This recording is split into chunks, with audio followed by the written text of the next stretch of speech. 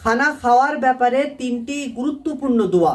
Number 1, খাওয়ার শুরুতে পাঠ করার দোয়া বিসমিল্লাহ, অর্থ আমি আল্লাহর নাম নিয়ে খাওয়া আরম্ভ করছি। নাম্বার 2, খাওয়ার শুরুতে বিসমিল্লাহ পড়তে ভুলে গেলে এই দোয়া পাঠ করতে হয়, বিসমিল্লাহি আউয়ালাহু ওয়া আখিরাহু। নাম্বার 3, খাওয়ার শেষে এই দোয়া পাঠ করতে হয়, আলহামদুলিল্লাহিল্লাযী আত'আমানা ওয়া সাকানা ওয়া জাআলানা মুসলিমিন, অর্থ সমস্ত প্রশংসা সেই মহান আল্লাহর যিনি আমাদেরকে আহার করিয়েছেন, পান করিয়েছেন এবং মুসলমান রূপে সৃষ্টি করেছেন। এই তিনটি দোয়া রেফারেন্স সহ অর্থ সহ স্ক্রিনের উপরে দেওয়া হয়েছে।